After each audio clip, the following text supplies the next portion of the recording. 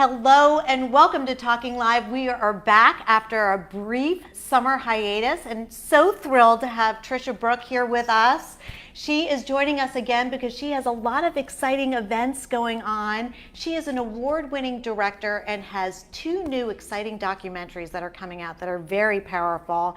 And she is also giving a master class. So if you are interested in learning how to give a big talk, this is the person you want helping you out. Thank you for coming back again. Thank you so much for having me, Dr. Robi. It's such a pleasure to be here. I know that you are very interested in words and the power of words and communicating, and you help a lot of people who want to share their stories.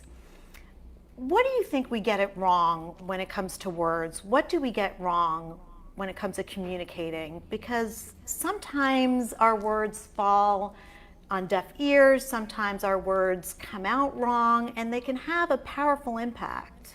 Words are so important, and our ability to communicate with dignity, respect, and articulation is something that we often forget. When we're communicating, whether it's to our spouse, our child, the country, we must be responsible with how we are speaking. And that is something that I take a lot of pride in. It's something that I teach people.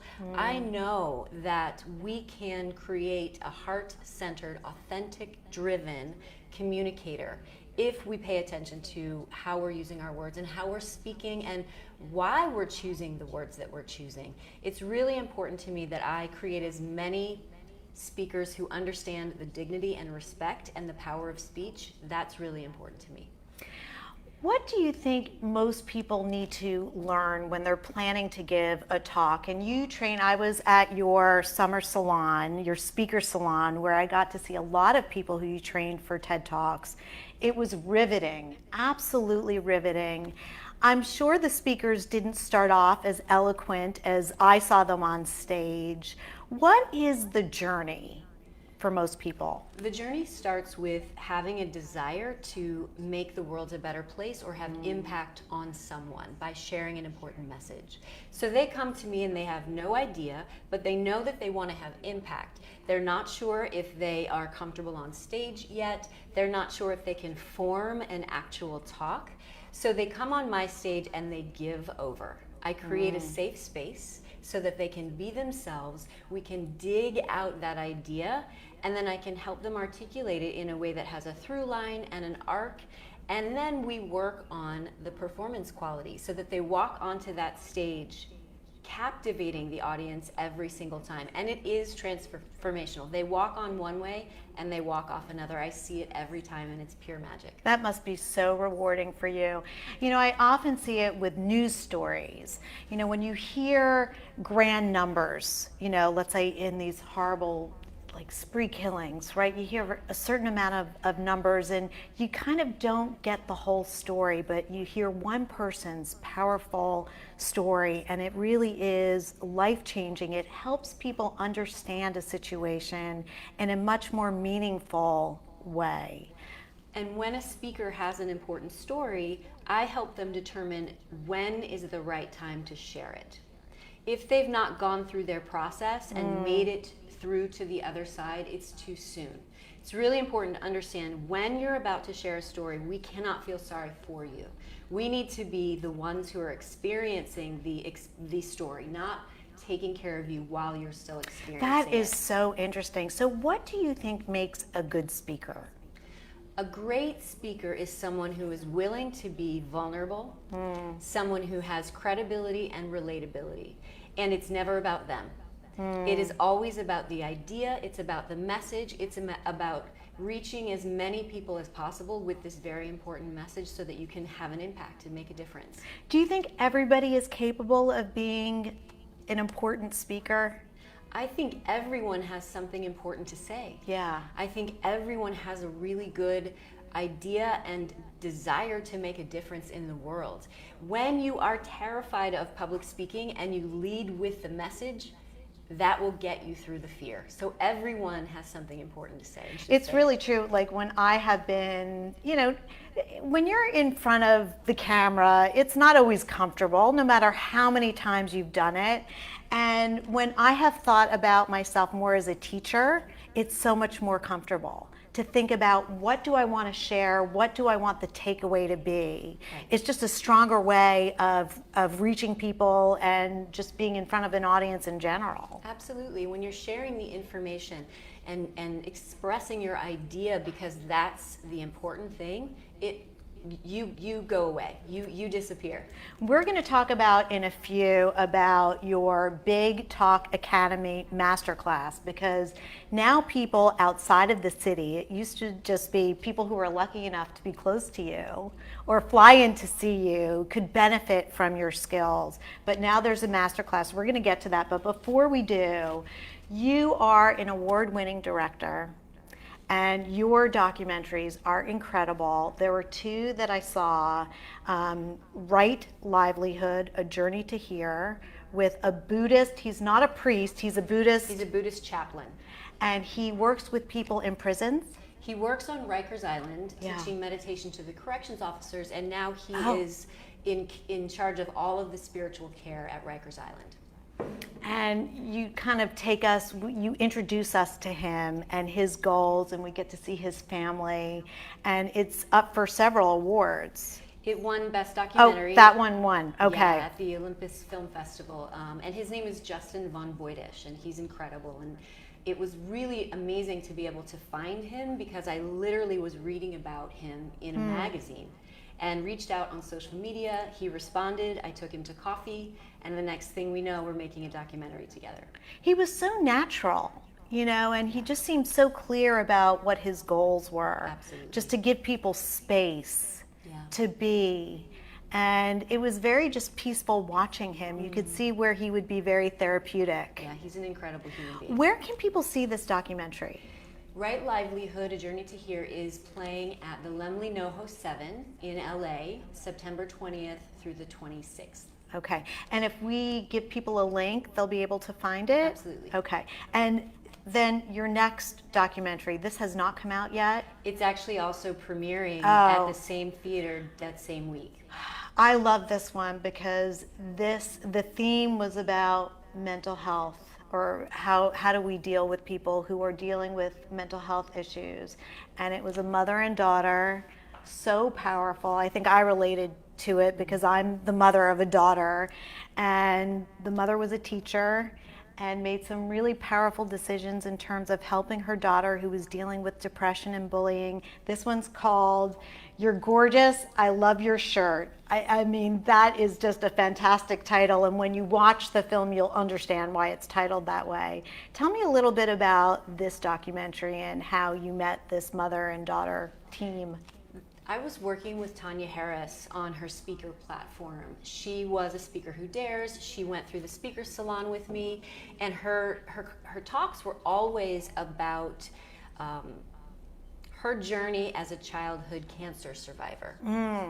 And as we began to talk about her daughter who has learning disabilities and how she was being bullied in school, we identified that when Tanya was a child and had cancer, she was given gifts and flown to Disney World, but her child was bullied. So fascinating, so right? So they both had these struggles, and they were treated completely differently. So we wrote a talk together for her about destigmatizing mental health and learning disabilities, and how to bridge the gap between all of the struggles that we have as human beings. And as we began working more and more together, she started opening up to me about her daughter. And it was at this point I thought, we have an opportunity here to help so many people. Yeah. And I asked her to go home and talk to her family, have a family meeting, get really honest about whether or not they would be comfortable with me getting all up in their business and documenting it. And they came back and they said, we would really love you to do this because we want to help so many people, and we believe that this will start the conversation. I was so struck by their honesty. And for a teen girl, that's very tough. It's very tough to be authentic because there's so much concern about how one is perceived.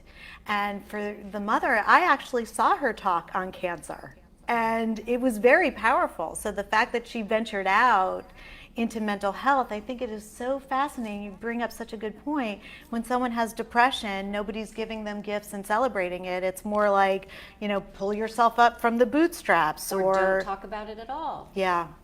And it's really through talking that we find the release, that we find how common it is and how it's so treatable. Yeah. It's so treatable with the right intervention. And Tanya was so courageous in saying she was a teenage girl. I just thought it was being a teenager. Right. Not knowing what the signs are, not knowing how to look, not knowing anyone else who struggled with mental health issues or challenges. So to be able to put herself out there and say, I didn't know, and I want you to know now by watching our family talk about it.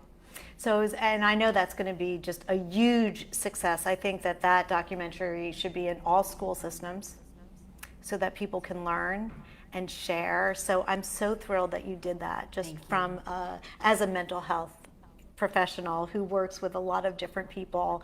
The hope is always that we can talk about these issues the way we talk about if we need a root canal. And until we get to that point, we're not there yet. We're moving in the right direction, though. There actually was a study amongst Gen Zers that they are very comfortable talking about mental health issues, that they are comfortable talking about depression and anxiety and getting treatment. So it's a generation that really has received that message, and I'm thrilled for them. I'm thrilled for them too, and I hope that this documentary and other people who are talking about mental health challenges can also be the safe space for the Gen Zers. Yes, they're talking about it, but also for them to know how to get help. Right. And you also give a number people can call if they're feeling suicidal. And I think the state, I think now there's a number that anyone can call that's really simplistic if anyone's feeling suicidal. So kudos to everybody who is helping us move in the right direction. Let's talk about your master class. I would love to. It's a 7-week comprehensive journey where you take the person from figuring out what they want to talk about to having a talk all finished and ready to go. What will they get when they sign up for you? The first week, you help them with they have 100 ideas? There is a flow and a through line that I created so I can take the speaker on a really exciting adventure journey, but it's also really safe. The speaker salon happens in New York City, and most people can't commute if they're in a different state. So I decided to create the Big Talk Academy so that I could help more people study with me and really learn how to be heart-centered, authentic, driven communicators. Because when we have more of those, the world will be a better place. And we should also say that you come from a theater background. Yes. So this is your expertise. My approach is from the world of theater. Yeah. The Big Talk Academy starts by really setting the speaker up with mindset work. If you have fear of public speaking, if you lack self-confidence, if you lack self-love and have imposter syndrome, we have to get through that first before you can even start thinking about your big idea. So that's what we cover first. Then we move into what I call the mining process. We mine for ideas because they're in there, you just might not know where to look for them. Then we start the writing process, and this is all through audio and video prompts, and it's lessons that you receive every single week, so you're very supported by me on this process. You have your experience through my process. And then we move into what's an opening, what's a closing, how to put this all together and have a really powerful big talk. And then what do you do with it? Well, you start pitching people. So I teach them how to pitch organizers, event organizers, TEDx organizers. And then we move into the performance. What makes a captivating speaker? Somebody who knows how to have objective and action. If you know what you want from your audience and how to get it, that will keep you captivating. So I teach that technique, and then it culminates in a certification from the Big Talk Academy and a virtual showcase where you perform with me and I give you feedback. Now, through this whole process, you also have bi-monthly video Zoom calls with me. So you have direct access no matter where you live in the country or the world. So has anyone taken this class yet? Has it started yet? It starts next week. Oh so my goodness, we're right on point. It's the perfect timing, and it's Yeah. at thebigtalkacademy.com. You can get all the information there. And also we will have a link up to your website so people can see everything that you're doing, which is just really exciting stuff. Your documentaries, your talk, your speaker salon. Is there anything else that I'm missing? You're doing That so much. covers it for the Okay. moment, yeah. If someone wants to pitch a TED Talk, what do they do? Let's say after they take your master class, they've come up with an idea, it's ready to go, then what? I think the biggest misconception with pitching TED organizers is that they don't want to hear from you. Start following people on social media. Start following what they're posting about. Get to know them as human beings and get to know what they care about, and then begin to communicate with them. Begin to comment. Begin to like. Post what they're posting. When you show interest, authentic and real interest in someone, you will rise to the top of that pile when you begin to pitch yourself. Are there certain topics that people are more interested in now, do you find? Because there are certain trendy topics that people want to hear about. Are there certain stories or ideas that are more popular? Something that we get a lot of. I also produce Speakers Who Dare, which is a TED style event. Jamie Broderick is my co-producer. We get a lot of pitches from authors who want to talk about gut health. That's a huge topic. Yes. Because it has to do with also it can create depression. Yes, the microbiome is a big thing right now. And they think now that it has a lot to do with weight loss. Depression, weight loss, epigenetics. This is a big thing. Yeah. Gut health. Yeah, I don't know what my gut health is like, but how do you find out what your gut health is like? Oh, there's testing. There's yes, testing. You can do testing now. You can do genetic testing. You do Oh, gut wow. health. There's so much that they're doing right now. And they're hoping to get to a point where you can do testing to find out what you need nutritionally. Oh. But I think everybody's still going to reach for the bag of Doritos. Well, I know. How could you not? How could you not? And Marvin likes his, what is it, your Pop-Tarts? It's Marvin's a Pop-Tart guy, so. And so gut health, anything else? Is there anything like about violence or any stories in that genre? There's a lot of people who want to talk about their personal story and how they overcame something. And I think when you do that, start from a place of first making sure you're through it so we don't feel sorry for you, but we can feel for the story. I think that's so great. And then relate it to the world. Make it global. Make sure that I can relate to it even if I haven't gone through it. You're like a speech coach and speech therapist. You know, it's like you help people get to a point where they can really perform, but you also guide them in the way that they need to be guided. I was saying that my daughter, for her college essay, talked about the power of story and listening to people's stories and how that can really change you if you're open to it. Maybe she should give a TED Talk at some point. Yes, my daughter's like, don't talk about me. I'm just doing social media behind the scenes. Well, we want to get to the quick five. Oh, and I also want to mention that you talk about the power of words and communicating the importance of what we say and how we say it in Media Daily News. So I tweeted it, so if people want to find it, they can find it and read it, because that's a really good one as well. We're going to do the quick five, where we find out a little bit more about you and your story. Who would play you in a movie of your life? Tina Fey. Oh my God, that would be good. So you'd want it to be a little comedic? Oh yes. Yeah, for sure. I mean, comedy is fun to watch. What personal trait has gotten you in the most trouble? I don't usually get into trouble. Oh.